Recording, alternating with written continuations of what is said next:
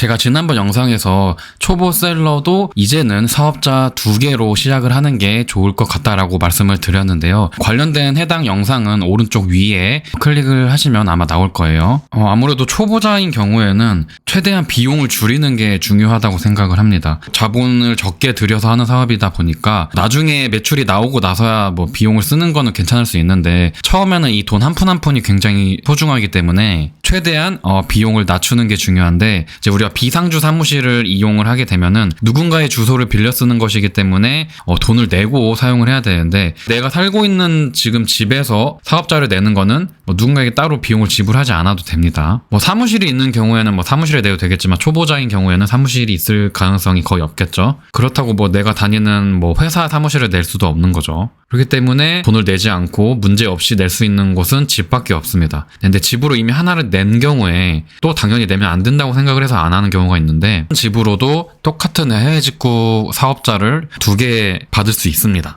오늘 그 방법에 대해서 알려드릴 거고, 이거는 사실 담당 기관에서 해줄 수도 있고 안 해줄 수도 있기 때문에 담당자가 누구냐에 따라 다르고, 그 담당 기관, 이제 각 시에 시청 그런 기관이 있겠죠. 그 담당 부서에 따라 또 다를 수 있기 때문에 2개를 안 해주는 곳도 있고 3개까지 해주는 곳도 있는 걸로 알고 있습니다.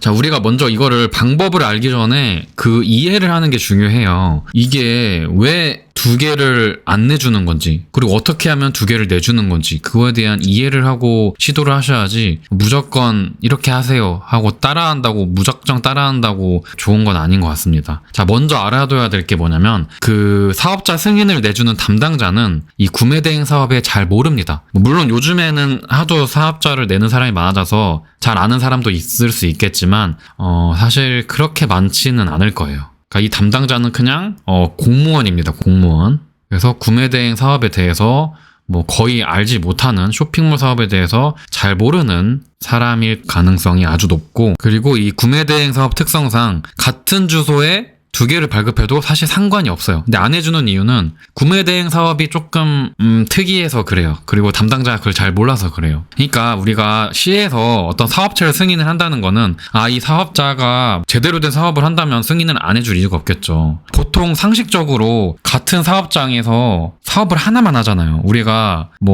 식당이 있으면 거기서 식당 그 외식업 사업을 하나 하지, 그 식당에서 외식업을 2개를 내거나 아니면 여러 가지 사업을 동시에 하진 않잖아요, 보통. 그러니까 이 담당자도 그게 당연한 거예요. 똑같은 사업자인데 같은 사람이 같은 주소에서 2개를 낸다? 이상하게 생각할 수밖에 없어요. 담당자가 조금 이제 편견이 있거나 좀 고집이 있는 분들은 아무리 설명을 해줘도 안 해줄 수도 있어요. 왜냐면 구매대행 사업이라는 게 되게 사실 이렇게 우리 주변에 일반적으로 많이 하는 일은 아니잖아요. 온라인 상에서야 많이 하는 것 같지만 사실 그렇게 많이 하는 경우가 엄청 많지는 않습니다. 일반 오프라인 사업 이런 거에 비하면. 그래서 중요한 거는 사실은 해도 문제가 없다. 근데 담당자는 잘 몰라서 안 해주는 거다. 그래서 설명을 잘 해줘야 돼요. 설득을 잘해야 되는 거죠. 너무 그대로 말하면 또 좋지 않을 수 있어요. 그러니까 너무 그대로라는 건, 우리가 사실 진짜 필요한 이유는 글쎄요, 쿠팡, 예를 들면 마켓이 정지당해가지고 내가 지금 마켓에서 잘못을 했는데 문제가 돼가지고 정지를 당했다. 그래서 하나 더 필요하다. 예를 들어 이런 식으로 너무 솔직하게 말하면 이상하게 좀 받아들일 수 있어요.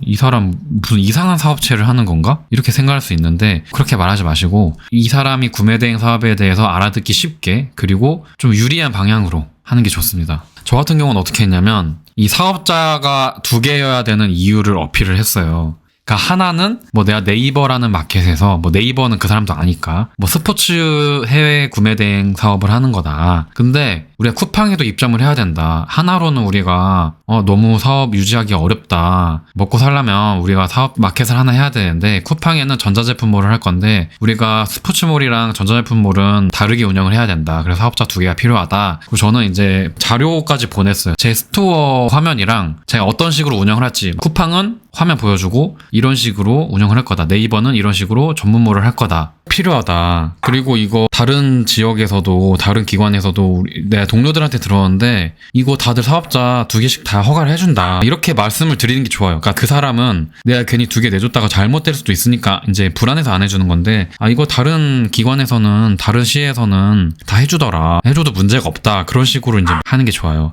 이거 말을 언제 하냐면 이 사업자 신청을 하면은 이제 그 홈택스 가서 사업자 신청을 해요. 똑같이. 그럼 전화가 와요. 처음 낼 때는 그냥 허가를 해주는데 똑같은 걸 또 내면 이제 바로 허가를 안 해주고 전화가 와요. 이거 뭐냐? 왜 사업자가 있는데 또 내냐? 그때 설명을 잘 하는 거죠. 그러니까 이 담당자가 해줘도 부담 없게끔 말씀을 잘 드려야 돼요.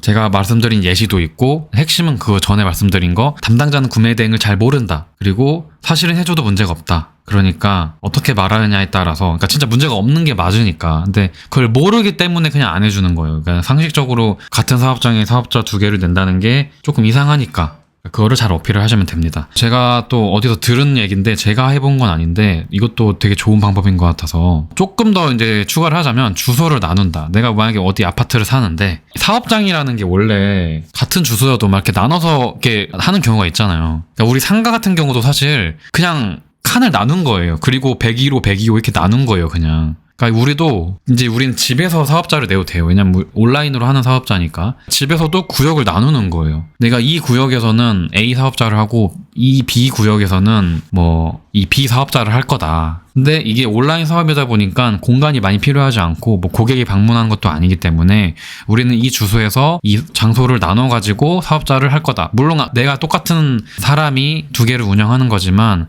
그러니까 사업장 주소 하나마다 사업자 하나 있는 게 좀 더 괜찮아 보이잖아요. 상식적인 느낌이 보이잖아요. 그러니까 이거를 나눠서 사진을 내가 보여줄 수도 있다. 그러니까 여기는 구역이 다른 곳이고 다른 사업을 하는 거다라는 식으로 어필을 해도 좋을 것 같습니다. 저라면 이런 식으로 아파트든 주택이면은 차라리 좀 더 말하기가 편할 것 같긴 해요.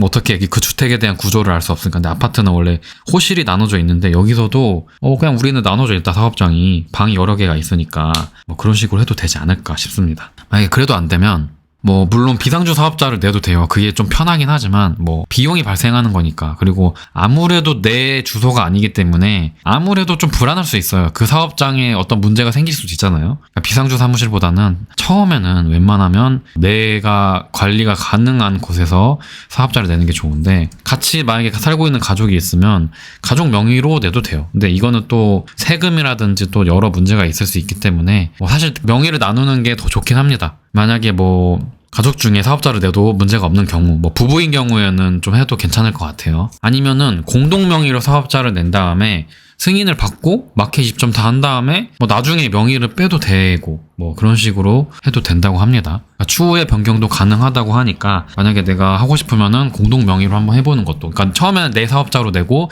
그 다음에 공동 명의로 내면은 좀 더 그 승인을 해줄 가능성이 높지 않을까 싶습니다.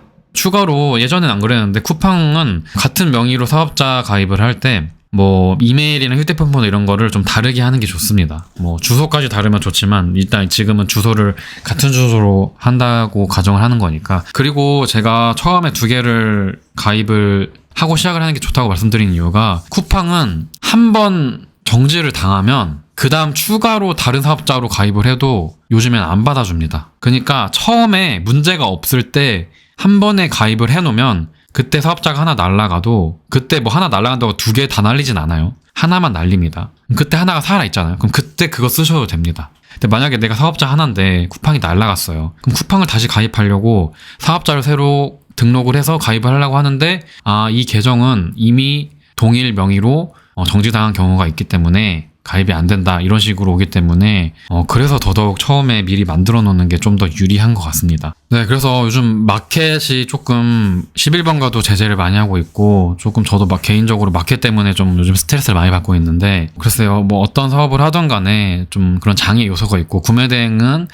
남의 시스템을 빌려서 하는 쉬운 사업이기 때문에 이런 어려움들이 분명히 존재합니다. 마켓에 대한 어려움은 점점 어려워지고 있고, 대신에 다행인 거는 마켓을 제외한 다른 요소들은 그래도 구매대행 사업이 조금 안정화가 되고 있는 것 같아요. 여러 제도들이나 뭐 그런 것들이 이제는 좀 안정화가 되고 있고, 이제 마켓이 안정화를 하다 보니까 오히려 이제 구매대행 사업자한테는 이 마켓 리스크는 점점 커지고 있는 것 같습니다. 우리가 앞으로 마켓 관리를 좀 중요하게 해야 되고, 그래서 제가 원래는 작년까지만 해도 굳이 이렇게 하지 않았는데, 지금은 구매대행을 하시는 분이라면 사업자를 2개를 갖고 시작을 하는 게 좀 안전하지 않을까 싶어서 추천을 드렸습니다. 네, 오늘 영상은 여기까지입니다. 감사합니다. Shut up.